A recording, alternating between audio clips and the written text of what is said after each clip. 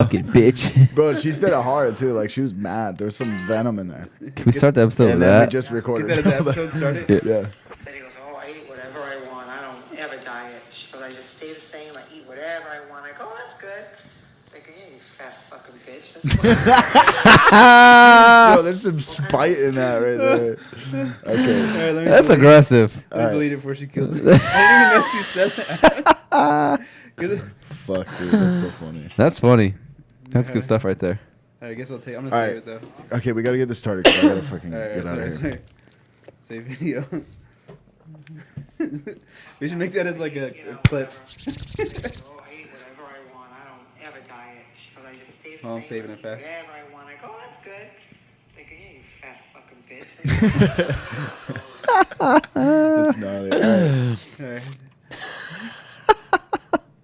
Where's the delete button? There? That's fucking hilarious. So what are we doing? That was like perfect timing. All right. All right, hold on. Let me start this, okay? Welcome back. This is the Average Bros podcast. It's the what the fuck? Hold on. You fat fuck. You fat fucking. All right, listen, you fat fucking bitch. This is the Average Bros Fantasy Football Podcast. We're here. We're queer. We're steering away from the bad decisions that you make in fantasy football. Anyways, today we're gonna talk about we're gonna go over the rest of the Sunday games. What happened? Where you messed up? Who you should drop? Stuff like that. And then after that, we're gonna go into this upcoming Thursday's game, and who you should play, who you should start, sit, who we think is going to have a great game, who's not. Anyways, let's go right into what are we starting with? Seahawks and Cardinals? I know you nailed that intro, Mike. What? Yeah, That was the best intro I think we've had so far. Yeah? Oh, I feel like you were lying to me. I feel like I am. Fuck you, bitch.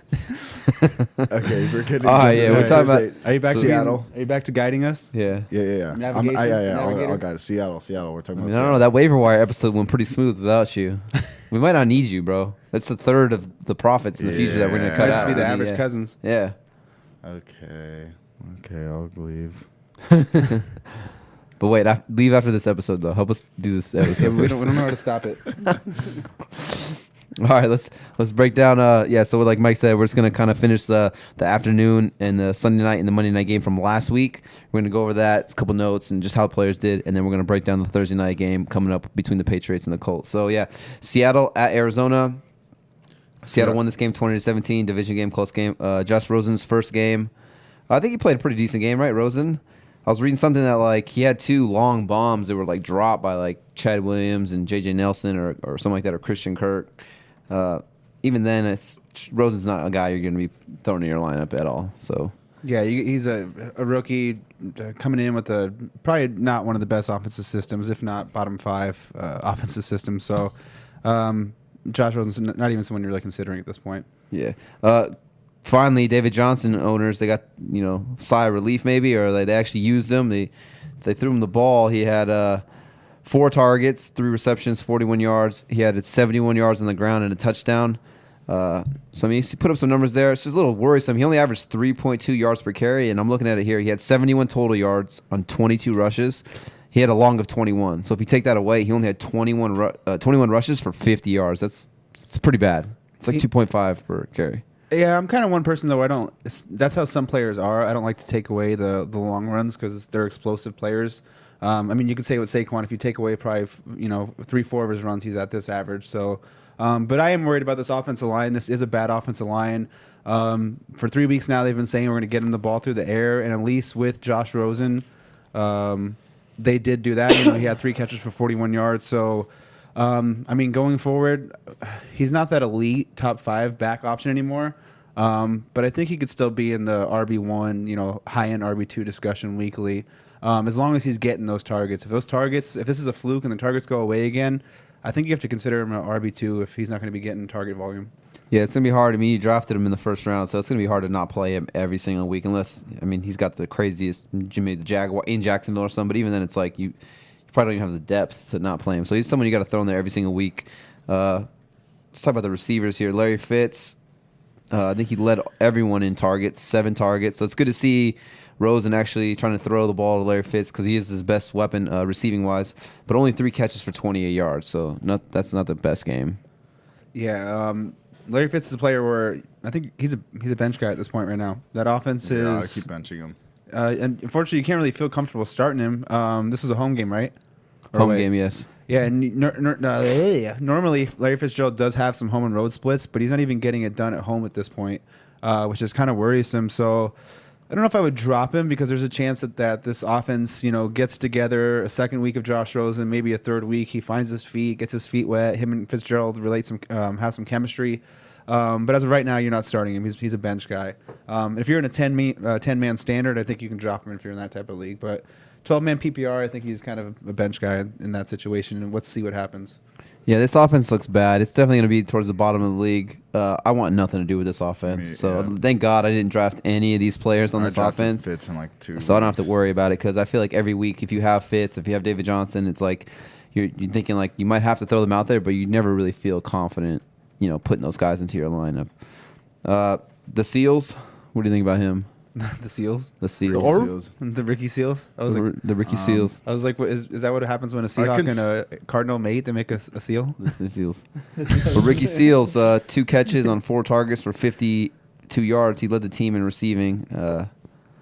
I mean, there's a flyer. saying. There's a saying that I filling hear. guy maybe or Yeah, I mean, there's a saying where sometimes I hear people say that a tight end can be a rookie's best friend. yeah. So I mean, maybe that's the case. I mean, there is only Larry Fitz and David Johnson that are established weapons. Maybe there's the chance that Ricky Seals ends up being Rosen's kind of comforting zone, his check down. I mean, he has Sam Bradford as his mentor, and if you look what Sam Bradford did over his career, he used the tight end as a safety blanket. So there might be some coaching that correlate there, to where Rosen kind of uses tight end a little bit, and he ends up being maybe like a weekly, with the bye weeks type of flex in a good matchup. For sure. Not flex, I mean streaming option. Streaming option, yeah, for sure. All right, well, let's jump over to Seattle. Russell Wilson, just trash game. Yeah, he's been a little bit of a letdown this year to start the year. I mean, he always starts the year cold, but he hasn't had Baldwin. He did lose some weapons, so as of right now, I think you can find better options to play or feel safe playing over Russell Wilson. If there's a Andy Dalton that's still on your waiver wire, in a plus matchup, I wouldn't mind maybe going that route. There's some quarterbacks where it's, are you willing to gamble with Wilson right now until this offense kind of gets going? I think he'll get going now that he has Baldwin back. It's going to help him out, but I'm a little worried that with the way the quarterbacks are playing this year, if he's really going to be consistently in the top 5, the way the NFL is passing as a whole.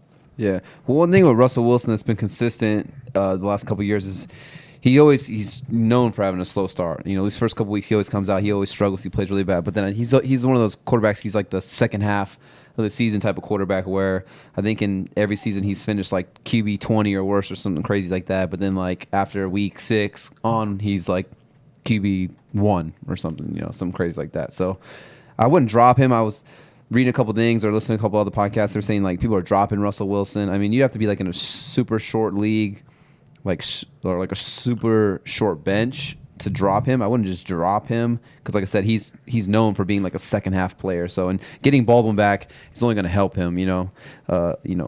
Produce better numbers. Yeah, it's nice to see him finally run the ball. He hasn't ran the ball at all coming into the season. This week 4 matchup, he was 4 for 21 on the ground. So it's nice to see him get that going. Maybe that's something that kicks back into gear and he starts getting 40, 50, yards in the ground a game. Plus, having Baldwin back is going to help him out. I guess we could just transfer right into Baldwin. It hasn't played in 4 weeks. 5 for 41. Not a terrible game, not a great game.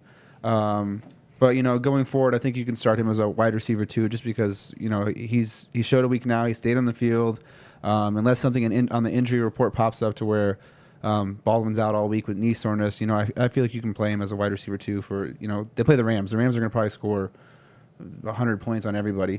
So by necessity, he's going to get some targets and some volume this week. For sure, yeah. I mean, I think the only receiving options they have in there is Tyler Lockett and Baldwin's been Russell Wilson's guy, so he should get, like I said, we're talking about volume on here. Baldwin should get a ton of targets, So, I mean, 5 for 41, that's not bad, especially at first game back. His knees are banged up. I mean, if you threw a touchdown in there, you would say he had a good game, Yeah. And Russell Wilson, he didn't even throw a touchdown, so better days ahead for Doug Baldwin, I believe. I feel like this Rams game coming up is going to be a trap game. I think the line's Rams -7. It's in Seattle though. I feel like people are going to think, oh, the Rams coming out. They didn't play good, but then this division game, tight game. I could see Russell Wilson coming out and having a big game. Actually, Trap game. trap game. I can see it. So running backs, Chris Carson a week ago, 34 touches. This week, surprised inactive a couple minutes before the game. It seemed like so. Everyone thought Rashad Penny was going to come out. A lot of people had him in their lineups. And They didn't even. A lot of people Yeah, out on the a lot lineups. of Yeah. Some people don't wake See. up in the morning to get ready to, yeah. check their lineups. You got it. Well, I mean, especially if you're on a West Coast time schedule like we are, it's kind of hard if you trying to wake up at 10 in the morning before 10 a.m. and Yeah. getting that done. On the East Coast, it's kind of easier to fix that. Yeah. Yeah, and there's a lot of grave shifts out here in Vegas, so Yeah. so people like work till 6 a.m. and Or you then- just That's go out, me or you every just go out and get hammered the night before, and Yeah, you wake that up too. and forget. Yeah, for Or- sure. I've That had happens. plenty of friends be like, "Bro, I was so hammered last night, I forgot to set my lineup, and I didn't woke up and I had Tom Brady on the bye, and he was my quarterback." It's like, bro, why don't you set this like Friday night or Saturday? You know what I'm Yeah, saying? Like, I'd said it all week. I keep looking at it like Yeah. a psychopath. I throw decoys for in sure. there. Like, I'm gonna start this guy. Like, why would this guy start this guy? You swap it out. Yeah. Like, oh, Wait, why would you do that?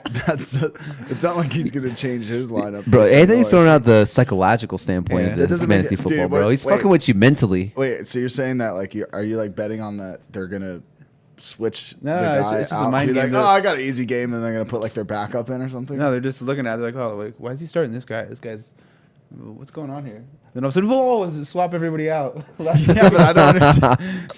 It's just for fun because I like lowering my projections to like the 90s, and then when I put everybody in, they look again, it's like 115, 120. Oh, okay. I guess But I that actually have makes- stacked benches in every league, so I can't really lower it too much this year. For sure. But yeah, so like we were saying, Chris Carson, surprised inactive. I think a lot of people thought this would be the time for Rashad Penny to jump in. It's his moment to show what he's capable of. That's the first round rookie they drafted. Instead, Mike Davis gets 21 carries, Mike rushes for 100 Davis. yards, and gets 2 touchdowns. Penny didn't do too bad, though, from a yard per carry standpoint. 9 rushes for 49 yards, so 5.4 per carry. I don't think he had any catches. Yeah. Mike Davis actually had 4 catches. So Pete Carroll touched on the subject because Pete Carroll said that Rashad Penny is still the number 2, and Mike Davis was the one who started because Chris Carson was such a late surprise inactive that he wanted the veteran to come in and step in. You go into a week with the game plan. You have your whatever you're doing, your scripted plays, this and that. Pass blocking assignments, and Chris Carson was inactive so late that the reason he got the start was because he didn't want to put the rookie into that situation. Those were his words, or whether it's true or not, we don't know. But that's the way he said it. So going forward, this is supposed to be a running back by committee. I think the head of the committee has to be Chris Carson, but it's a committee to where I think you're going to be frustrated with this if you're trying to pick a player on a given week. I don't know if I'd go out and spend a bunch of money or first waiver on Mike Davis because I think you could see more Rashad Penny if Chris Carson's out this week. It could be more of a timeshare. But I'm not really. I don't know about you, but I'm not fucking with the Seahawks running game at all. yeah, if there's one to own, as of right now, I'd probably pick Chris Carson. I just think there's so many more options out there. Yeah. For me, in one of my leagues, someone dropped Chris Carson. They were panicking, so they dropped him that Sunday day. It's kind of funny. He was like, he texted everyone in the group chat like, "Hey, just do me a favor, guys. Can no one pick up Chris Carson? Because like I kind of had to drop him to fill in my slot." So I was like, just "No, let- bro, this that is fantasy let- football." Bro. So I picked him up. I had the third waiver priority. I picked him up. Like you were just pointing out, Mike. It's not the sexy pick. Like I don't feel super confident, but Right. just to have like as some depth on my bench. Maybe Yeah, like if I get injuries or bye weeks, maybe I got to throw him in there. Maybe he has like a crazy good matchup. He's playing against the worst rushing defense in the league. Maybe I can do a matchup base for him. So yeah, I swooped him up, but I'm not gonna instantly insert him into my lineup, especially this week going against the Rams because their run Yeah, I'm defense good on is that. pretty good. All right, let's move on. Yeah, Next. let's we're gonna hop over to the Saints and Giants game. The one that we thought was gonna be actually it's still kind of high scoring. Saints won that game 33-18. So I think this was like the first time in forever that Drew Brees didn't throw a touchdown. 18 for 32, 217 yards, 0 passing touchdowns. I mean, when you think of Drew Brees, you think he's, 2 2-3 touchdowns a game almost consistently. Zero touchdown passes. Michael so he Thomas let had a you down rough this week. week. Yeah. Yeah, I mean he moved. They moved the ball because they put up 33 points. The problem is Kamara just ran in all the touchdowns in this game, and then they were inefficient in the red zone because I know Will Lutz had like 17 fantasy points. I think he might have outscored Harrison Butker. There's a chance of that. Oh yeah, I fucked up on that call, dude. I think what did Brandon McManus get? Like 15 points, 16 points. I don't know. There were think I some picked- kickers with some decent I games. picked- Matt Ryan had a decent game. I picked the wrong kicker for that game. Yeah. When I said Harrison Butker, I meant Brandon McManus. He still had 9 points though, Bucker, I think. So Yeah. I mean, Drew Brees has been highly accurate this year, so I think this is just kind of more of a fluke game. Or maybe the Giants have a good red zone defense. We're yet to realize that. But Mark Ingram's coming back. I think this team's going to be a little more balanced, which should just help Drew Brees even more. And he doesn't have to drop back and throw the ball, 50 times. I don't think they're going to like this week. I don't think they're going to run everything in on the ground. You're going to see more last year. I think you're going to see a balance where he's going to have, his yardage will be up there, and you'll still see some touchdowns. But I think Ingram coming back just helps them balance as an offense as a whole. For sure, yeah. So you touched on Kamara a little bit. I didn't realize how good a game he had, but 19 rushes, 134 yards, 3 touchdowns. That's crazy. And then he added 5 catches for 47 yards on 9 targets through the air. So, man, Kamara, that guy's really good. He's just You're starting him every yeah, week. that guy's good, dude. Maybe with Ingram back, he's not the number 1 running back, but he's still a top 4 option. Yeah, that guy's Super Kamario. Yeah. He good. He good. He good. Michael Thomas, 4 targets this week, 4 catches. I mean, you can't expect him to get 100 catches every game, which Yeah. it seems like. So, I mean, nothing to worry about Michael Thomas. Just a down game. Yeah, I mean, if you're getting Still 100% catch rate from him. I mean, that Yeah. guy's catching everything thrown his way. I think he's in like the 95% catch rate, which is crazy. Before last week, he was at 98%. Yeah, and he missed 1 catch, dude. Well, I mean, it's like he had a rough week, but it's like, dude, he had 16 receptions in week 1. Yeah. Like you're chill. I mean, just a game, like I said, Drew Brees didn't throw a touchdown. Don't feel bad about Michael Thomas. He's it'll be all good. Yeah, he'd still be a stud. He'd be good. Let's go over how did Saquon do on this game? Saquon was 10 for 44 in a tug. Why do you? Because you're like, let's go, oi, oi, oi. I was like, Did I? yeah. Saquon was 10 for 44 and a touchdown, 6 for 56 through the air. Solid game. I mean, he keeps his floor high with the receiving volume. He's a top 5, top 8 option. I mean, if you have him, you're plugging him and playing every week. He gets the goal line work. There's no one stealing that. Yeah, I mean, this Giants offense might limit his every game touchdown upside, but you're still starting him as a top 5, top 8 running back. So I just gotta say, Yeah, he's getting sorry, I'm not gonna mean it. No, you're good. But he's been getting like over 100 total scrimmage yards every single game for the first 4 games. I saw like a list of there was only like maybe 4 or 5 players in the history of the NFL to start their first 4 games and have over 100 total scrimmage yards. In each game. So, I mean, he's getting the work, he's getting the catches, he's getting the rush yards, he's getting the receiving yards, and then like I said, he's going to get a touchdown probably like every other week. So, I mean, you drafted him in the first round, you're definitely loving what you got. I think he's putting up like 20 plus every single week. So, worth it.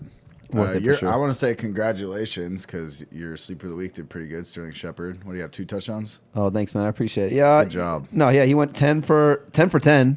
10 receptions, 10 targets, 77 yards, and a touchdown. Yeah. So I think the thing, what it is we're learning is when you're playing against the Saints, start that second receiver. So their number 1 receiver, Odell. Faces Lattimore. Yeah, Lattimore. So Lattimore, rookie of the year last year. He's one of the premier cover corners in the league. He tends to shadow the number 1 for the team. So that tends to lead the second receiver on that team just feasting and eating. I think, Anthony, you said a stat like 8 of the 9 touchdowns they gave up We're to the second receiver, right? Yeah. And that was before this game. So, again, Sterling Shepard a touchdown. Odell, no touchdown. So now it's 9 out of 10 touchdowns gone to the second receiver. So I think that's a trend that we need to pay attention to. If you're playing against the Saints, start that second receiver. So this week coming up, it's going to be the Redskins. So Doxson should probably draw Lattimore, I think, in a shadow coverage. So that leaves up maybe like Paul Richardson or Jamison Crowder. We'll go over that more when we break down the matchups, but just something to keep an eye on. Yeah. Eli Manning, he just week to week possible streamer, but he's not someone you're picking up unless he has a plus matchup. He did better than Tannehill last week. Oh, shade. Everyone did better than Tannehill. Except for Keenum. Yeah. Did Keenum do better? Fucking Bro, I think Peyton Manning did better than Tannehill. Deontay He's Foreman did he's better retired. Odell Beckham, he hasn't scored yet. He's someone I might try and see if I could buy low. Like if I've Yeah. had, if I could throw like a, would you do this? If you could get like Cooper Kupp, maybe plus something for Odell, would you do that trade?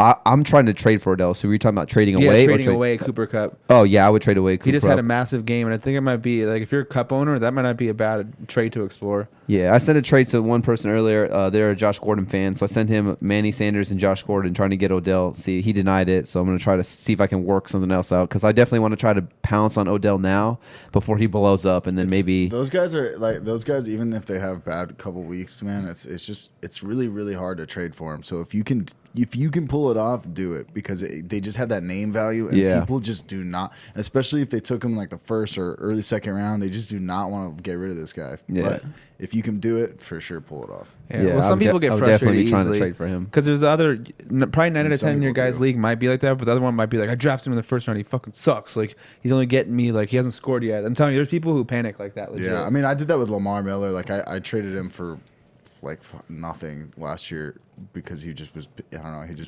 I was tired of feeling obligated to put him in because I drafted him in like the third round or something, second or third round, and so I traded him away low. Yeah, that's a good point at this point. You speak of how you drafted Lamar Miller as your round. Don't look at your players anymore People as like do. what round you drafted them in because their value and their workload and their target share might not even be to where you drafted them. If you drafted someone in the third round, their target share and whatever might have them as like a 6th or 7th round as of now, you know. Like Josh Gordon, for example, like people drafted him 4th, 5th, 6th, but as of right now, like until we see something, he's basically an 8th, 9th rounder. So Yeah. you can't just tie your original draft value to a player and be like, oh, I drafted him this 3rd round, I can't bench this guy. Like, no, you can. The league, what we thought was happened didn't happen or did happen, and now this is what we know going forward. Yeah, it just shows you how unpredictable fantasy is. Like I said, there's experts. They think they know what they're talking about. They can protect them. Like, we're not the coaches. We're not the players. We're not out there, so we don't know what the fuck is going on. You know, the best guess we have is what we think. So Yeah, it's a good point right the there. experts who act like they know everything, the ones who annoy me. Yeah. Anything else you guys want to touch on that Giants game? Oh wait, do we? Yeah, we talked. I about think we Saints. touched on everything. No, Yeah, I just think for that tight end position right there, Ellison filled in decently, but I think Ingram comes back in like a week or two, so he's known. just leave him. Yeah, he's known. You can leave that. Okay, then let's go over to the 49ers played the Chargers in LA. LA came out with that win towards the end of the game. It's pretty. A lot of people had the Chargers in my survival league, so I was really, really hoping the Niners could come out and win that game, but they didn't. Sorry, so Let's go over to the 49ers side. okay, Sound good? that sounds good. CJ Beathard. Talk about what I want you to talk about now. You tell us. Beathard, a little bit better than I think most people expected. It wasn't too bad of a game by him. Yeah, not bad. Not too bad. Yeah. I'm not saying he's a guy you pick up, but it's if you're someone who owns like a George Kittle or Garcon or Goodwin, it's nice to at least see him being able to put up 300 in a game with 2 touchdowns, and not lose all hope. Now that Jimmy Jesus is in the grave and won't be resurrected till next year. George Kittle's a huge pickup right now. If he's still, I don't know what his availability is, but He's probably owned pretty high. yeah, because he went to college with CJ Beathard. Yeah, that's what's it? Your boy said that. Yeah, George Kittle and Yeah, CJ I think Beathard went to I could college be wrong, together. but I think they were actually college roommates. Yeah. So yeah, they both went to So University of Iowa together. So I mean, makes they sense. have that connection there already. So, and like, I think it's his second year in the league. Maybe like Anthony was just touching on, a rookie quarterback or a young quarterback's best friend is the tight end. You want to get those short passes, and now that tight end was my old roommate. We played 3-4 years of college together. Like, yeah, that's gonna be my go-to guy. That's gonna be the guy I trust the most. It's gonna be my security blanket. I saw Kittle got traded in 2 of my leagues today, so people out there trying to pick him up. I think he finished this season top 10 tight end. Well, pick him up or sell high. It depends on what the trades were. Yeah. Because if I had him, I'd maybe look at this as like, okay, I think he broke a 70-yard touchdown. Yeah. If it wasn't for that, it might have been an average game. So some But, guys might have sold high. 8 targets led the team in targets. I mean, I'm not sold on Garcon. I think Garcon's on the tail end of his career. Goodwin, who everyone was high on, coming into the season with Jimmy G and Kyle Shanahan's offense, Hasn't been healthy. Yeah, and You then know, without Jimmy G, I think it's going to be hard for him. it's going to be hard for him. Be I mean, consistent. the running backs got 9 targets combined, 3 to Breida, 3 to Juszczyk, 3 to Morris. So, I mean, if this game, yeah, he did break off that one huge run, but, I mean, this game looks like that was his go-to guy. I mean, like I said, he led the team in targets, Yeah. so. Matt Breida is someone, I think Alfred Morris, you could, if you're in a tight, like a small league, I think you could drop Alfred Morris at this point. Matt Breida is someone to where he was still 9 for 39 on the ground, so still running above 4. I don't think he's had a game where he's ran below 4 on the ground. Saw 3 catches. How many targets did he have? Do you have it right there? Yeah, he had 3 targets. So 3 for 3 of the air. And one thing about C.J. Beathard, he targeted the running back a ton last year. I believe Carlos Hyde had 50 plus targets while C.J. Beathard was the quarterback, and he only finished with like 60 something once Garoppolo took over. So Matt Breida is someone to where, you know, maybe if you need an RB2 flex type, maybe see if you could flip a receiver and have someone who's going to have, you know, consistent PPR week to week value with some big play upside, and probably going to see a decent amount of carries and, you know, some more competitive games. Yeah, I wouldn't feel comfortable starting Morris at all. And once the McKinnon news broke that he was injured, he tore his ACL, he was out for the year. Ranking these two, I ranked Morris ahead of Breida just because he's familiar with the system. You know, he's had success in Kyle Shanahan's system before. But I mean, Breida just looks like the younger, fresher running back, and like you just said, Beathard tends to target the running backs, and obviously Morris is not a pass catching running back, so. Yeah, and he could even see. Sorry to cut you off. The Niners are 1-3. It's early, but if this season goes to a 1-6 or 2-7, Breida they might want to see what they have in Breida. If he could be a workhorse, or if he could be going into next season, if he could be, you know, half and half with McKinnon. So there's a chance that second half they know what Morris is at this point. Let's see more of what Breida can do. For sure. To the Chargers side, Phillip Rivers, 250-3. He's been solid in pretty much, I think, almost every matchup so far. Yeah. He's someone who you can feel comfortable starting. Melvin Gordon, 15 for 104 on the ground, good game. Eckler, 8 for 25, but he did have a receiving touchdown, 2 for 31. You can almost start, well, you're obviously starting Gordon, but you can almost flex Eckler pretty much every week with the Chargers defense right now because, he's seeing targets, he's seeing carries. He's almost like comparable to what Philip Lindsay is, but he has Melvin Gordon ahead of him. But as far as like the explosiveness, the targets, the big playability, I'd put those two like neck and neck if you're looking at a tier of running backs. For sure, yeah. I mean, he's getting like 10 to 12 touches a game. And at the end of the day, some people just have a nose for the end zone. I mean, we like just, top of the head, Julio Jones, like he's probably going to lead the league in receiving yards, but he hasn't even had a touchdown yet. But then it's like Eckler, I think he's had a touchdown in like 3 or 4 games or 4 games. Certain players, they just find the end zone, and another good example is like Tevin Coleman with Devontae Freeman. Like, it just seems like, he's not getting as many touches, but even when Tevin Coleman only got like 10 to 12 touches a game, like he would find the end zone somehow, on a big play, a screen pass, long 20-yard run. Eckler seems to just have that nose for the end zone. I think for sure, like you said, every week you could probably just throw him in your flex. Yeah, Melvin Gordon, he's a top 3 option at this point. Yeah, I love Melvin Gordon. I only have him in one league. I wish I would have had him in so much more. Told you. I mean, I almost pulled the trade off of you, Mike. Le'Veon for Melvin, but then that fucking faggot Le'Veon, he's dead to me. Yeah, good. You hear that, Le'Veon? Listen to the Average Bros, you faggot. Dude, I know. It's being called out. I heard he's like a chunky faggot now. He's put on some weight. Yeah, no, I love Melvin Gordon. I think Melvin Gordon could finish top 3 easy, but I think he finishes RB1 too, potentially. I think at this point you got to look at it as him, Zeke, and Kamara are probably the top 3 options right now. Yeah, Gurley's up there too. Yeah, Gurley. Sorry. So top 4 option, top 5. Yeah, you for can throw sure. maybe Saquon in the mix for sure. So Keenan Allen, kind of I guess you would say a bad game for Keenan Allen. 7 for 63 off 10 targets, but I mean, you're still getting 7 catches. I mean, PPR wise, it's good. Standard, I guess, it's not what you wanted out of Keenan Allen, but yeah, he's someone where he started off a little slow last year too, and then they just got things going over there. The Chargers defense doesn't look good. It really doesn't right now. Without Joey Bosa and Verrett, they lost the year, right? yeah. They just, this defense isn't the same. It kind of like the Broncos losing Von Miller in a sense. Like, they still have other pieces, but when you lose that guy, some teams just defenses aren't the same. So I think he's going to keep seeing plenty of targets. He's still having a decent year. He hasn't scored yet. He's someone I'm trying to see if I can buy if I could package like a 2 wide receivers, like a noon one, a boy. I'll do a noon one, a boy to get a Keaton Allen if I could pull something off like that. Yeah, that'd be money right there. You know, or try and find like it. He's just someone I'm targeting right now. For sure. Let's touch on Gates real quick, just because the tight ends keep just dropping like flies. 2 for 27 and a touchdown, so he got into the end zone. It's his first of the year. Do you feel confident starting Gates?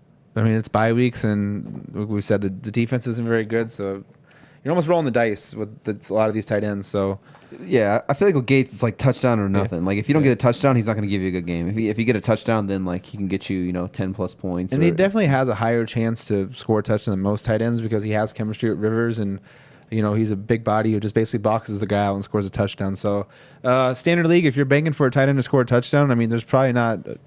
Antonio Gates is probably top 5 probability of scoring a touchdown in a matchup. For sure. Definitely. All right, let's move over to the Ravens. They played the Steelers. Ooh, Mike, you want to break down this game for us? Yeah, Mike. No, Mike, break it down. The room. Okay, but anyways, the Ravens beat the Steelers 27-4. What was the score? It was in Pittsburgh. It was a close game. It was a close game. It's chill. Hey, who has a better record, the Browns or the Steelers? We have the same record. Oh, okay. So wait, you tied week 1, and then now you're tied? You guys are on the same page. We're tied. Yeah, our record's tied. Are you guys in a battle for that number 1 pick overall, or? Oh my god, bro.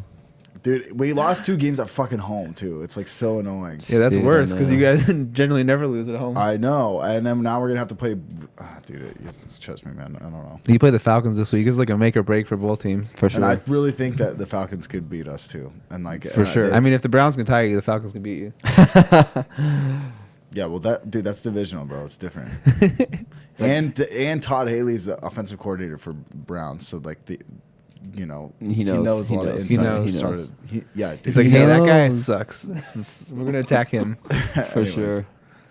All right, so Mike, you want to break us down? We'll just be quiet. Let's start on the Steelers side. Big Ben. So Big Ben doesn't know how to pump fake all of a sudden.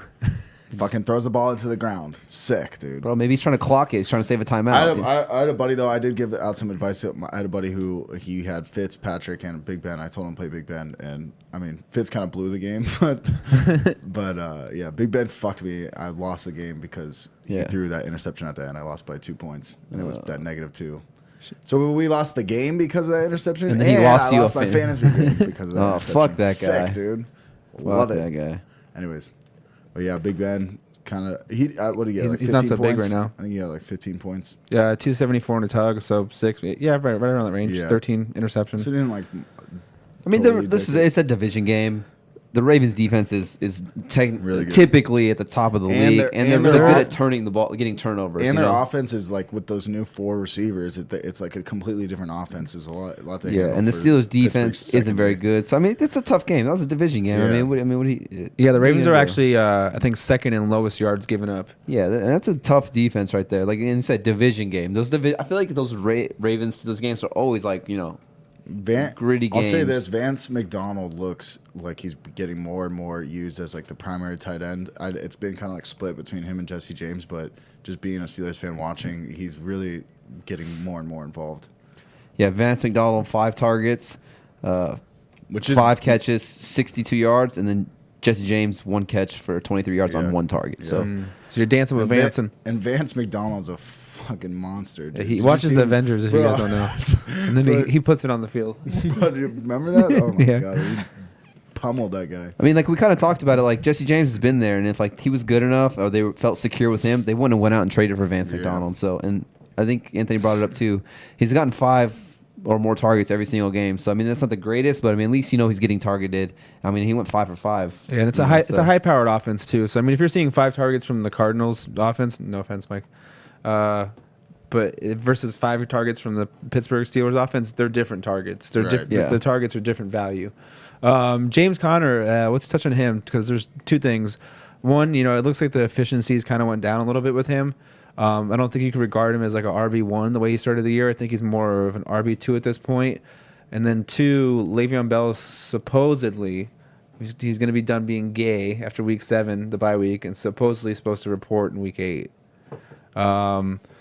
So if you have James Conner, are you trying to keep him? You trying to sell him? You just staying pat and maybe Le'Veon Bell is trading? Like, this is just a topic. I mean, we could all kind of chime in on this. I'm just gonna. If I had James Conner, I'd just keep him. And if Le'Veon Bell comes back, I feel like a lot of people have James Conner picked him up because they had Le'Veon Bell. Yeah. So usually, like, you can just, in that regard, obviously just keep him and stash him until you have him. I mean, I guess you could trade him. I think he's going to have a decent. I would wait till after this week because I think he's going to have a better game against Atlanta's defense, and then I would trade him after that. That would be that's what I would do. Yeah, I would probably just hold on to him because, like they said, Le'Veon Bell's supposed to come back week 7. That's their bye week, so he wants to get 2 full weeks to like reacclimate himself. So he should come back by week 8. That's what they're saying. But I don't know. I mean, I've read some couple things that they might just trade him still. Like, even though he comes back, they still might get rid of him. So let's just say I wouldn't drop Connor, and then all of a sudden, like, breaking news: Le'Veon Bell's traded. Now you just drop the starting running back on like a high-powered offense. So I would definitely be holding him. If I was going to trade him, it's going to be hard to try to trade him to anybody unless that person maybe has Le'Veon Bell. Then you can say like, "Hey, bro, I'm trading you Connor." That way, you can. You can plug this guy in. Yeah, you have Le'Veon, but here's Connor. There's a handcuff type guy. So Yeah, I don't know what the market would be for him. Yeah, or the only scenario I could see really getting value is if someone is like a super deep receiver team and they have they're running Alfred Morris as their RB2, because I've seen that actually in a few leagues, and it's like, hey, I'll give you James Conner for, you can use him for the next 2-3 weeks, but give me one of your solid receivers. You might be able to pull something like that, and then maybe try and word it like, hey, who even knows if Le'Veon Bell's going to come back? So you might have to work some word magic to pull a trade off like that. But it's possible to get something like that done. I mean, I have like 6 or 7 receivers in a league, and if I had Alfred Morris as my 2, and someone was like, hey, can I give you James Conner for like, I don't know, like just another decent receiver, I'd probably take the offer if I needed just help at running back immediately. Yeah. So I mean, that's something. Le'Veon Bell, if he does come back in week 8, I'm trying to trade for Le'Veon Bell right now. I'm trying to get him in a couple weeks. Yeah, I think if you're a 4-0 team, I would go and get Le'Veon Bell. Yeah. Because even if you go 4-4, let's just say you lose 4, having him and the potential upside over that second half of the year is gonna be huge. Yeah, I'm trying to trade for Le'Veon. I think he's going to end up somewhere if he gets traded or if he comes back. And there's teams that might be 1-3 or 0-4 who can't afford to hold on to Le'Veon anymore. So you might be able to just, hey, I'm going to give you 2 decent players. If you get you got 2 good tight ends and a good quarterback, backup quarterback, or whatever, and you package players, just be like, hey, I'm going to help your team out. You're 0-4, so you need to win now, and go buy Le'Veon. Like I said, even if you were to hypothetically go 4-4, but if you go 6-2 or 5-3 or so, you're in a money seat where you have him coming back. Yeah, for sure. Antonio Brown, 5 for 62 in a tug. He hasn't had that crazy year yet. He's been doing salt. Like, he's been being consistent, like 15 points per week. Yeah. He just hasn't had Antonio Brown weeks yet. Right, yeah. He hasn't had like those. They're coming though this week. Oh, this week will be this week. 30 burger. Call it. Put it on the board. I said that I say that every week. No, this week though, bro, against the Falcons. That home. I know. I feel it's true, but put it on the board. I would. Yeah, I think so. I'll bet my dick. All right. Well, Juju's been killing it. Obviously, he's like what, top 10. I guess this is like a down game 8. for him, and it was still decent, 4 for 60. Yeah. I mean, you're starting both these guys every week. It's not much to say. Not much to say. Yeah. The Ravens side, Joe Flacco, another high yardage game, 362 for 2. I think Joe Flacco is someone you got to consider as a streaming option at this point. I mean, the Ravens lead the league in passing attempts. I pointed out last week that he's averaged right around 300 yards and 2 touchdowns in every game, and once again, 363 yards and 2 touchdowns. He's not the sexiest nameplay, but if you have a quarterback who has a bad matchup at this point, like Flacco's, he's putting up some good numbers. They keep doing that Lamar Jackson. They put him in and then just have him run. And I think it just pisses Flacco off, and he's like, watch this, I'm just going to go throw for more yards. Assholes. When you got this guy who can't even compete with me. Yeah. So I saw something today.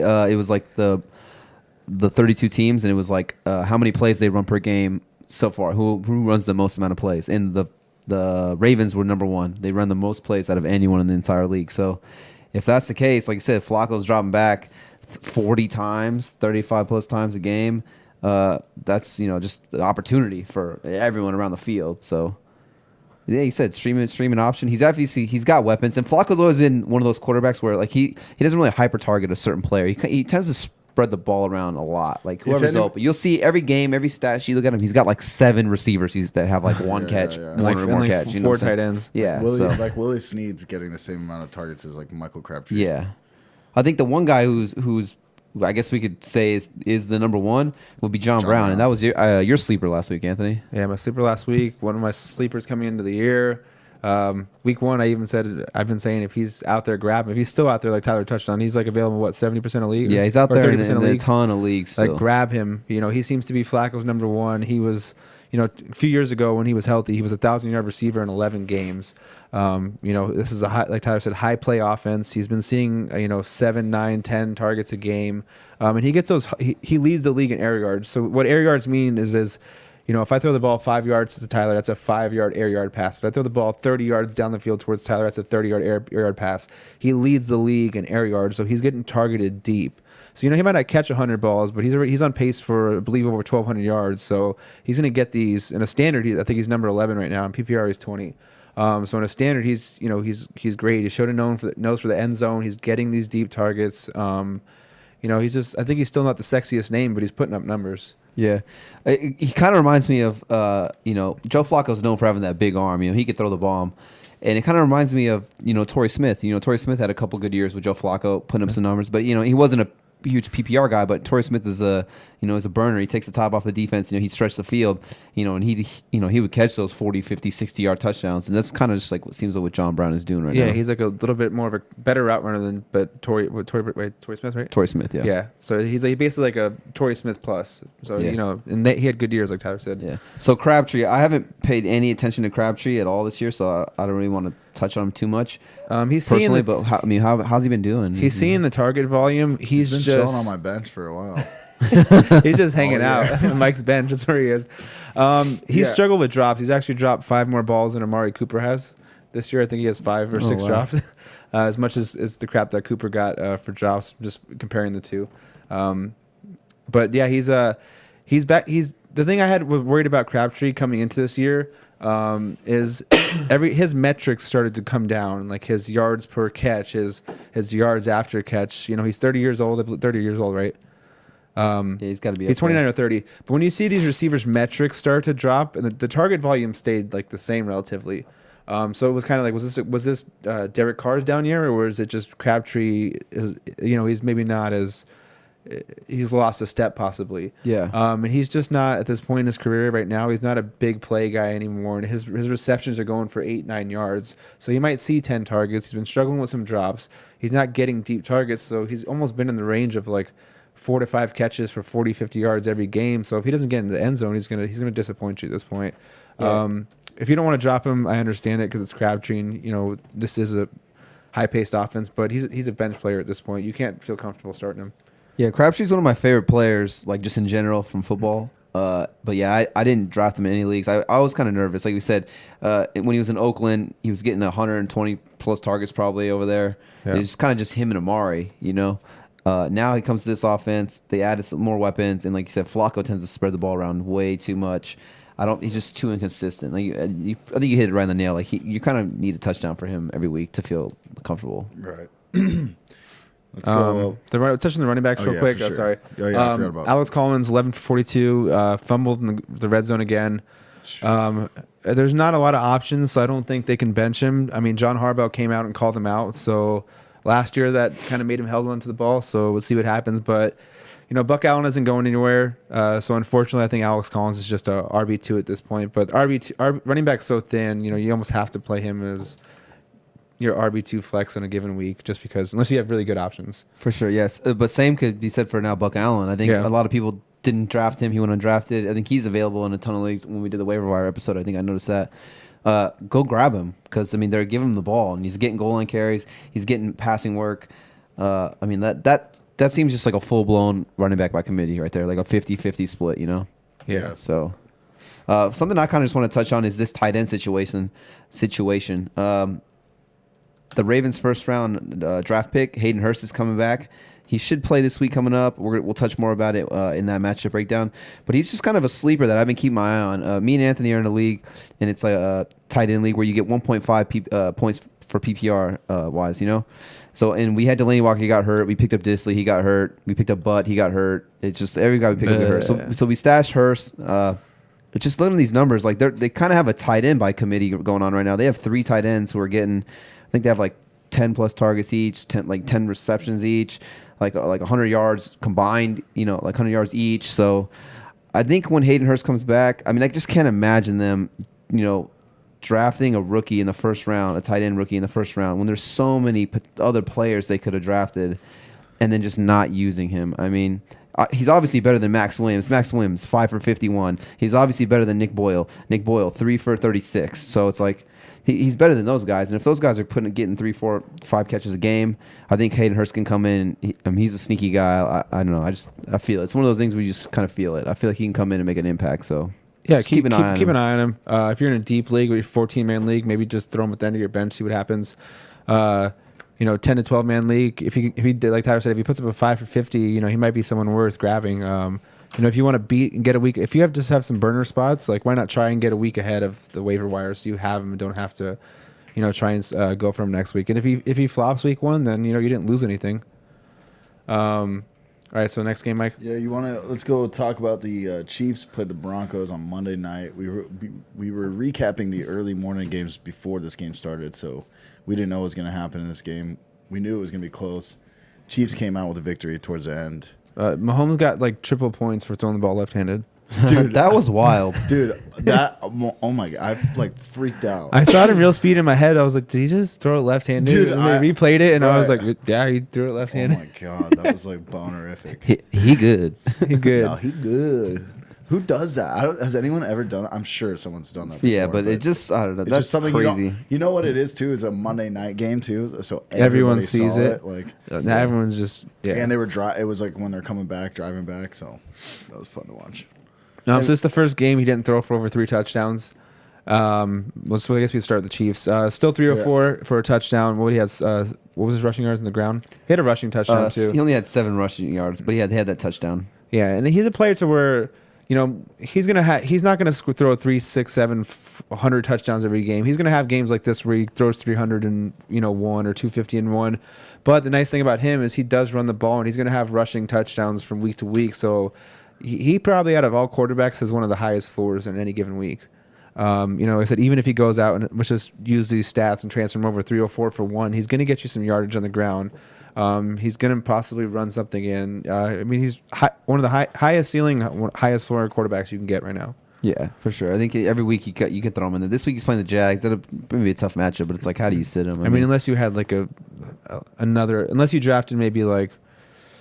Matt Ryan or Mahomes, who would you start this week? I'd probably go Matt Ryan just because I think too. that's a shootout. Yeah, so I mean that's what I'm saying. But Unless he you might have be like one of the only There might be a handful of quarterbacks that start over Mahomes. Yeah, and this only week. a handful of people probably have that combo. Yeah, and I feel like if you have that combo, you're like, okay, like Mahomes has a really tough matchup. Matt Ryan has a money. I feel like there's a lot of people that didn't even draft Mahomes, so there might be, or people that got him second as their second quarterback. Yeah.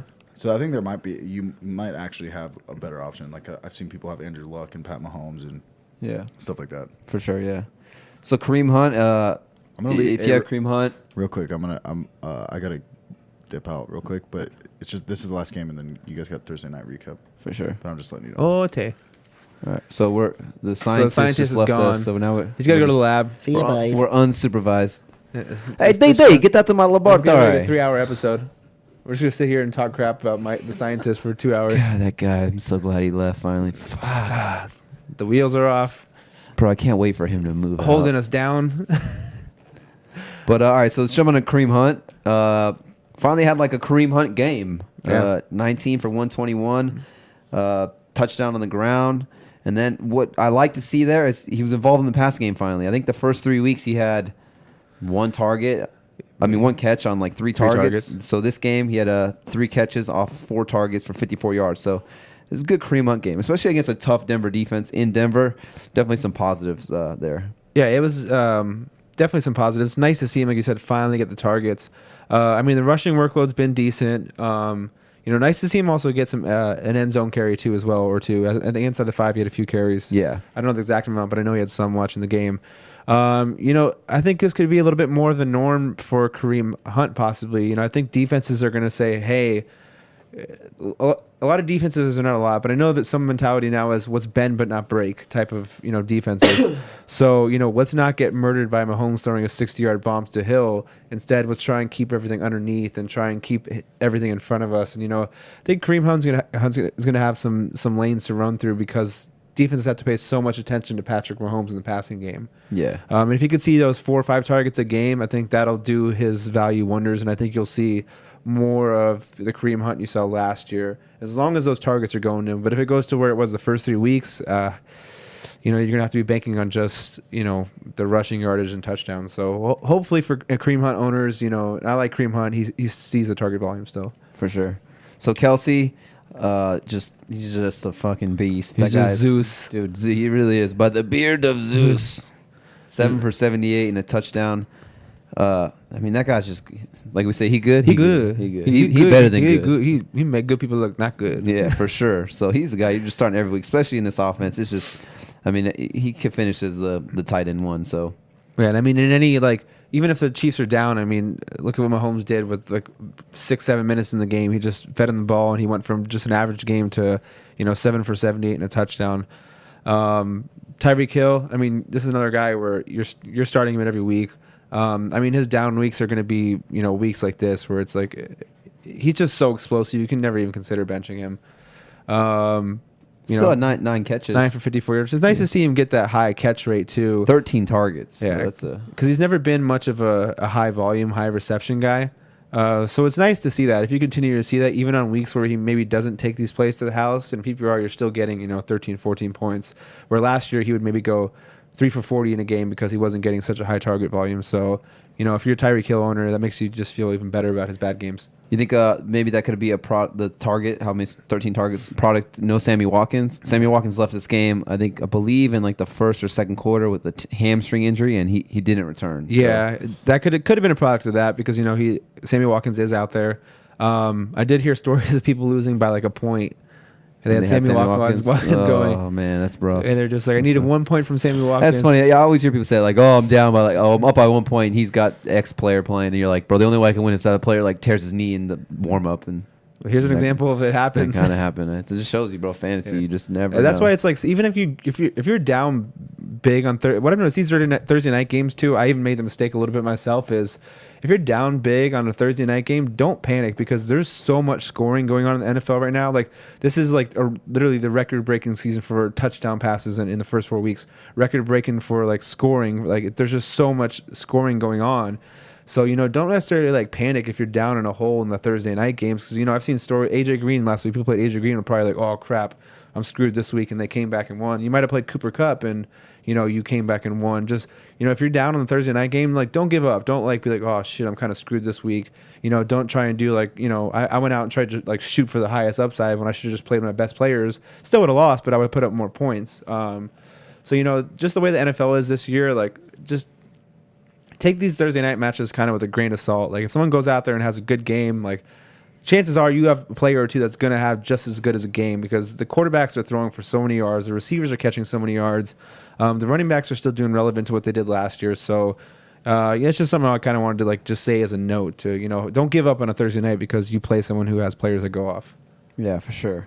It's not over until Monday night. You know what I'm saying? Yeah. So for all that guy could have had.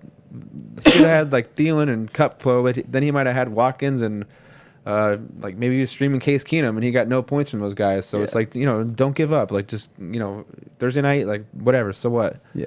Believe your players are going to go off too. For sure. All right, let's jump over to the Denver side of the ball. So Keenum, a lot of people thought he could be a streaming option. He didn't play very good at all. 21 out of 33 for 245, 0 touchdowns and a pick. What I want to touch on right here and get your opinion is the running back. So you got Lindsey and Freeman, and then for some reason they keep using Devontae Booker. I don't know why. He's just a guy. He's just there. But I think Lindsey had 12 touches for 69 yards. 12 rushes, 69 yards, and a touchdown. But then Royce Freeman also 8 rushes, 67 yards, and a touchdown. So before this game, when we were doing the matchup breakdown, we said you could probably start both these guys and feel confident, and it looked like they showed up, and they you were rewarded for that if you played them. Going forward, though, how do you feel about this backfield? I feel like you have to start them both. necessarily have to unless you have like amazing options, but I feel like they're both at least flex plays. Royce Freeman scored in 3 straight games. He, you mentioned earlier some people have a nose for the end zone. I mean, I almost feel like both of them have a nose for the end zone. Actually, Yeah. If you watch this touchdown run, I think he bucked like 2 or 3 guys and went into the end zone. I mean, he was bucking. Yeah, crazy good run. Yeah, he was like if there was no Philip Lindsay, Royce Freeman might be like a top 10 option. Yeah. He just looks good running the ball. He's at 5 yards a carry for the season. Philip Lindsay's at 5.9, and they complement each other well. Philip Lindsay's I think he's like my size. He's like 5'8", 165 or something like that, tiny. Yeah. But he's just so lightning, and he's a tough runner inside. Royce Freeman's the bigger you go and tackle Lindsay, and then Royce Freeman comes up and he hits you, and it's probably like feels like you're getting punched in the mouth because he's a big dude that runs hard. I feel like they're gonna get their. If Booker would just go away, I think you feel like you could almost say they're both RB2s every week. Yeah. But with Booker there, it makes them more of like a flex play. With when they get into the end zone, they're gonna have RB2 number upside.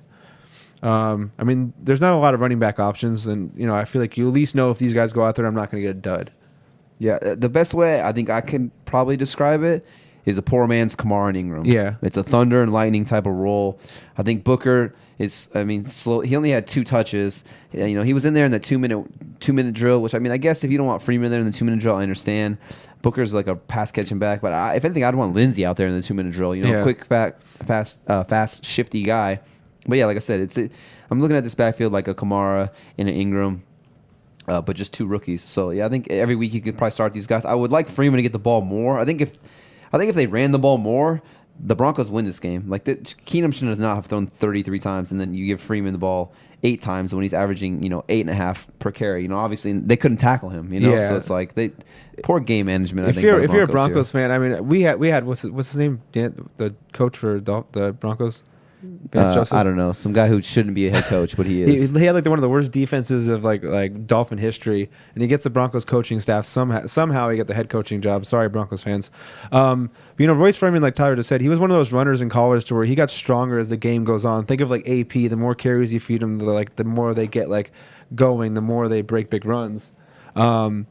And, 8 to only give him 8 carries, still give Philip Lindsay 12. Royce Freeman should have had 16, 17 carries in this game. He was running well. He was running tough. What do you want to do? You want to keep Patrick Mahomes off the field. And how do you do that? By controlling the clock, controlling the game. I feel like they should have grinded this out a little more, like you said, with Royce Freeman. Even if you want to get Lindsay more involved, too, they were both running well, but they should have had more carries in this game. Yeah, they're each over 5.8 for Lindsay, 8.4 for Freeman.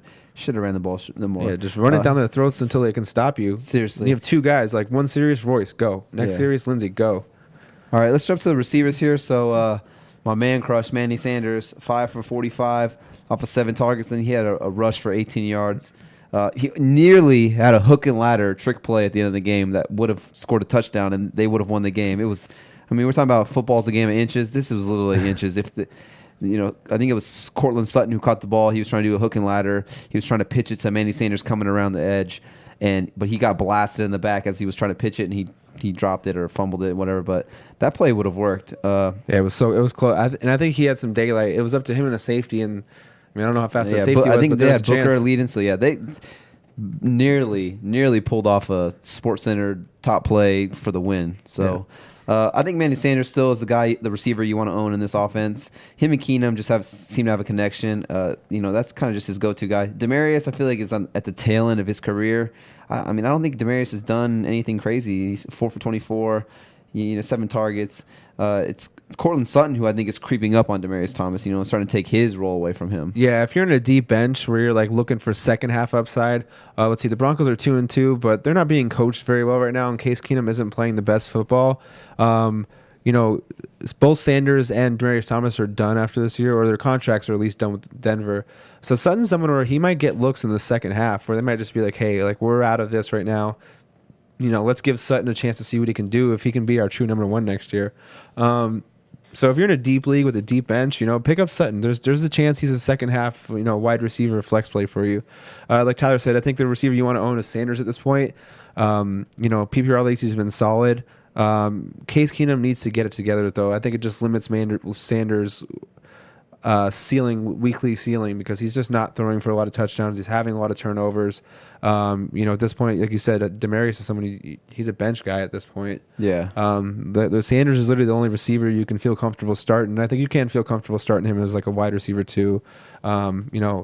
if Keenum can get his play together in this offense, I think Emmanuel Sanders could be like a high end wide receiver too, based off his volume and his targets. But we're kind of relying on Keenum, and so far, he hasn't looked very good. But you're starting Sanders every week, that's for sure. Yeah. Yeah, I agree on the Sutton thing. If you didn't watch the game, he had a crazy good catch in the end zone. He got shoved out of bounds, but it was like a Calvin Johnson, Randy Moss type, jumping up, going to get the ball catch. I mean, that guy's by far the most talented receiver they have. That's why they drafted him, obviously, in the draft this year, rookie. So yeah, you can see the sure. difference between him and the other guys when you look at it. But all right, so yeah, that was the recap. There's a dog on the loose. Yeah. So that was a recap of the Week 4 matchups. So let's just jump into this Thursday night matchup coming up. It's the Indianapolis Colts at the New England Patriots. The Patriots coming off of, I guess you wouldn't call it a big win. I guess it's just, we're Dolphins fans. Like, I'm not surprised that we lost this game at all. Even in the manner it was, I'm not really surprised. I put the odds like a 10% chance we had of winning that game. Yeah, maybe less. we don't play good in New England, so that was a get-right game for them. This should be another blowout, I think. Yeah, there's 6 players out for Indianapolis this week. I'm looking right now. T.Y. Hilton is out. Jack Doyle's out. I know they're without, let's see. Marlon Mack's out. Marlon Mack's out. Offensive lineman Denzel Good. Cornerback Quincy Wilson. They're thin at quarterback. They lost 2 linemen. Marlon Mack's out. Jack Doyle is out. His boy T.Y. Hilton is out. Even if he drops back in 60 times, like I said, I don't want to bank on him throwing it 60 times, but, I see the Patriots as I watched what they did in Miami last week, and we were pretty thin in our team, and there's a decent chance they come out and just run the ball down their throats, play by play. Tom Brady does this thing; they just keep scoring, and this thing gets ugly pretty quick. And their defense will take away the best player, and I don't even know who their best player is at this point, but yeah. I just think that he's going to have a tough. Could he have a good game? Yeah, but I think Andrew Luck's going to have a tough time putting up a good game with the lack of weapons, the lack of offensive linemen. Can he do it? Yeah, he's Andrew Luck, but I don't know if I'd feel comfortable starting him this week. I would look for better options this week. I don't know if you know off the top of your head. Who are some of the players, like maybe on the waiver wire, that you would rather start over him? Quarterbacks? Yeah, quarterbacks. If Dalton's still there, I would go Dalton. Let me try and pull up. I know Derek Carr's playing in Los Angeles against the Chargers. That might be one. I'm just looking at. Would you start Blake Bortles in Kansas City, or would you start Andrew Luck? I'd probably start Blake Bortles just because that Chiefs defense is not very good, and you can throw on them. See, I would go Blake Bortles as well.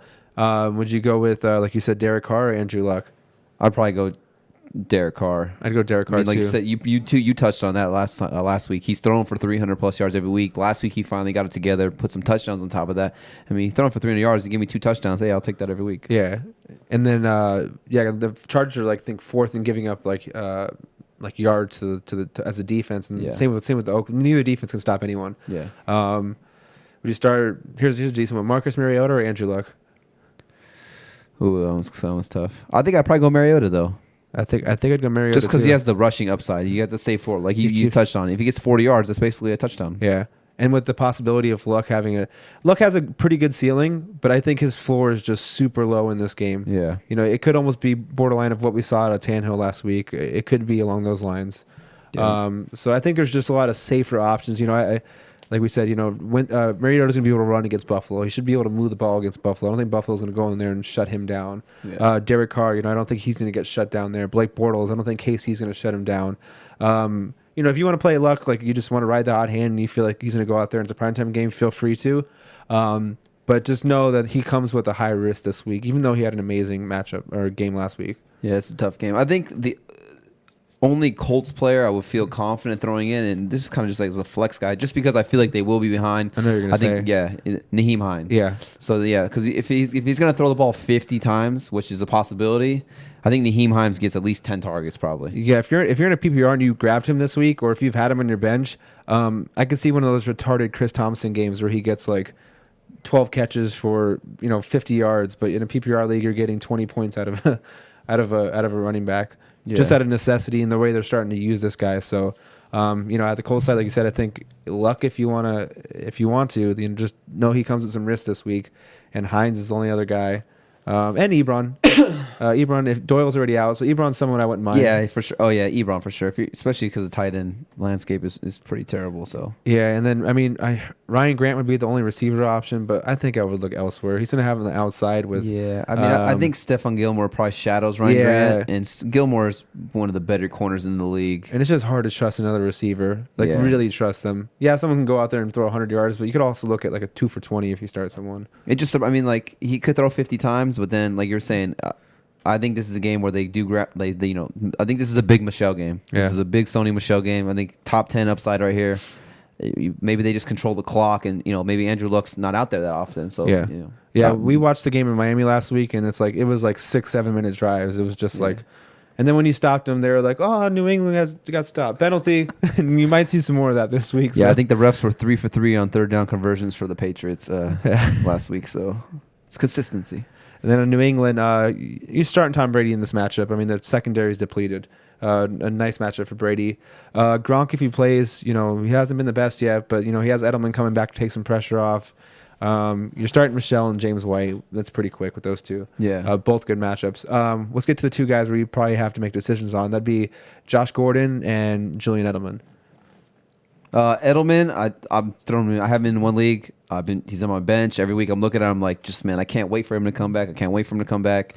I can't wait for him to come back because he's a PPR guy. Like I think we touched in draft season. He's like a 90 catch, 1,000+ yard receiver. That's Tom Brady's go-to guy. And another reason why I'm excited for him to come back is that's just another weapon that the defense has to pay attention to. This should open up that middle of the field for Gronk. Because that's where Edelman lines up. He's in the middle of the field. He's a short intermediate routes. That's where Gronk is. So I'm hyped for Edelman to come back because I think it helps Gronk too in the long run. So yeah, if you have him, I think you got to play him. Do you feel comfortable in his first game starting him in a standard? Because PPR, I feel like you for sure want to start him in a PPR. I wouldn't sit back and wait yet. He's going to get his targets, middle of the field. Like Tyler said, they have a connection. Standard though, not having him play for almost a year and a half, knowing he's not a big touchdown guy, would you maybe bench him in a standard league if you have better options to wait and see first, or how do you feel about it in a standard? I think just some questions. Where I think people are gonna have I think it decisions just to make. depends on who I have at receiver. I mean, if I'm loaded at receiver, then maybe I want to see what it looks like this week. Especially because this could be a blowout, so maybe he doesn't get too many targets. Like I said, I think this is a big James White, Sony Michelle game right here for the running backs. So maybe he doesn't get a lot of targets. But let's just say you have like Mike Evans on a bye this week. You're kind of thin at receiver, and you got Edelman. I mean, yeah, I'll throw Edelman out there. Yeah, I'm trying to You look got at some injuries, trying to look at some comparable names. All right, would you go Devin Funchess or like Edelman in a standard? That one's tough because I do like Funches, but I think he's going against Janoris Jenkins, and Jenkins is pretty good, and Funches isn't a guy who's going to blow by a Jenkins. That one would be tough. I maybe go Edelman. I would say I would edge Funches just because he has touchdown upside. Yeah, it'd be close. Let's see who's around the area: Demaryius Thomas or Julian Edelman. I'll probably go Edelman. I think I'd go Edelman as well too. Thomas plays the Jets, and they do have a good outside corner. So yeah. Let's see. D.D. Westbrook coming off a big game, or Julian Edelman. I'll go D.D. Westbrook. I'd go D.D. too. Good matchup. Here's a pretty decent one. Kenny Stills or Julian Edelman. Who's Miami playing? We're playing the Bengals. Oof. I'll go Kenny Stills on that one. Kenny Stills. Yeah, the touchdown upside. Yeah, I think I'd go Stills too. We're talking standard too, just because we haven't seen it yet out of a week, and we want it's his first week back. PPR, I'd shift Edelman over these guys probably. Yeah, in PPR. I think Edelman. I think you have to start him. Almost, Yeah. You know what I'm saying? Because if it gives you 5 for 50, that's 10 points. I think he's got a safe floor in PPR. Yeah.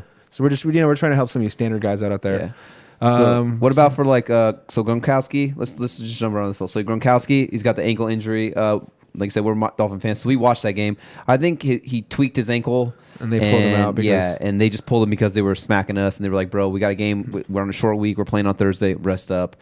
I knew he was going to practice at all this week. I think people are panicking about him, but I think this is a game where Gronk comes out and he could have like 100 yards and 2 touchdowns. Like, yeah. People think, oh, his ankle, and then 2 touchdowns. So the Colts are not good at defending the tight end position at all. They had a good rookie middle linebacker who was there. He's out for this game, I think, too. So, I think this is a big game for Gronk. If he's playing, I'm for sure throwing him in there. Well, Josh Gordon. Yeah, I was just gonna ask you, Josh Gordon. How do you feel about that? If Gronk's out, I feel a little better about him. But he's still only played on, I think, like 20 snaps last week. He's still so new to the playbook. Tom Brady said, we were watching the game, it takes about a year to get this offense.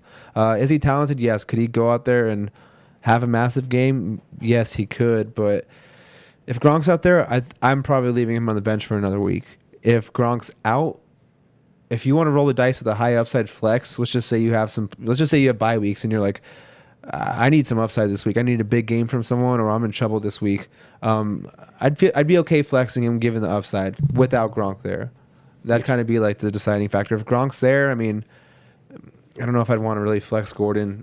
Not seeing how many snaps he's going. He might only be out there for 30% of snaps again. So unless Gronk's out, I don't know if I really want to play him. Yeah, no, I agree 100% what you just said right there. I think he only played 22% of the snaps last week, and like you said, this offense is hard to learn. So if Gronk's out, then yeah, I'd feel more comfortable throwing it out there. But if Gronk's in, plus Edelman coming back to eat up some targets, James White's going to eat up some targets, I wouldn't feel confident about him. I still need to see it from Josh Gordon and be consistent. Like I need him to be playing like 70%, plus the snaps for me to feel consistent. Yeah, he's someone to where if let's just say he jumps to 50-60% snaps this week, and Gronk's there, and he goes out and has like a 7 for 84 type of game or 5 for 90, then we could start having the conversation of, okay, he played a good amount of snaps, it's only going to go up. Yeah. Everyone that's supposed to be healthy was there, then you would consider him. But like I said, I mean, if you're just only way I'd really be considering was like a flex, and I just need some massive upside because I'm without maybe like who's on buys this week? I'm without maybe Jordan Howard and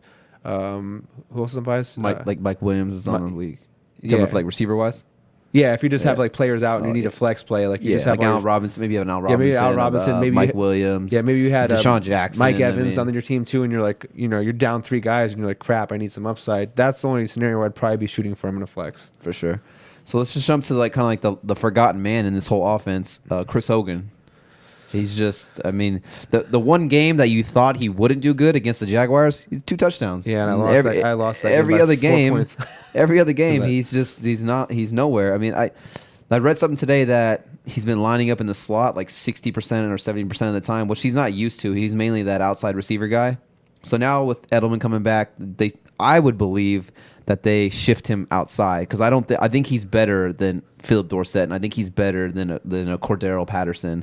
I think they kind of just have those guys out there because they were thin at the position, and like I said, Josh Gordon's still learning the playbook.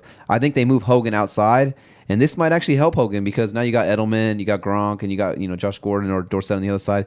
Maybe now this kind of opens the door for Hogan to see less coverage because I mean he's obviously not good enough to face the number 1 corner. Yeah. Maybe now he sees the 2 or the 3 corner. Maybe it opens the door for him. I mean, what do you think? If you have him, I'd wait a week to drop him. But if he doesn't do anything this week, I would drop him at that point. Yeah. I mean, I'd probably take a chance on. Would you start Gordon or Hogan? I think I'd probably actually start Gordon if I had for the upside, I would take Gordon because I feel like Gordon could literally catch like one pass for 50 yards and a touchdown. Yeah. I don't think I can get that out of Hogan. No. Like you made some solid points, and I agree with those points. So if you have Hogan, like this is like your last little ray of sunshine. But if you don't see anything after this, I think it's time to, unfortunately, sometimes you miss some players. And I think there was a lot of good reasoning for him to be a good player for the first 4 weeks and even going forward. I think a lot of people bought into Hogan, and there was a lot of logic that showed him having a good first 4 games at least. But if you don't see it this week with everyone out there, I think it's time you can cut bait. Yeah, the thing with him that kind of worries me is he's probably like 4th or 5th in line for a target. Yeah. I mean, you got Gronk, you got Edelman, you got Gordon over there. I mean, Dorsett's kind of emerged as a better receiver than pretty Hogan. decent, yeah. And then you still got James White, who's eating up a ton of targets. It's like, how many targets can Edelman really see? Maybe 4 or 5 a game. I mean, they might even view Dorsett as better at this point. That's true. Yeah, Dorsett, a former first-round pick. So, like I kind of agree with that. I wouldn't drop him yet. I'd maybe wait a week or 2 just to kind of see what happens. Yeah. But yeah, he might be someone who ends up, on maybe he comes back on the map with everybody out there. But if he doesn't show you anything, it's time to. Yeah. Unfortunately, I wouldn't trust him in my lineup at all this week. Yeah, me either. All right, so that's all the matchups. That's the Thursday night preview. Thanks for listening. That's all the matchups. We'll get to We'll cover all the matchups coming up later in the week. We'll go through all the minus Thursday night because we just did that. We'll go through the weekend games. We'll touch the Monday night game. We'll try and maybe have some segments of like a buy low, sell high on some players. Just something else besides the match. Just we'll throw some stuff in there in the next couple episodes for you guys. So, all right, wrapping it up. All right, deuces. We're average bros. We wrap it up at this age.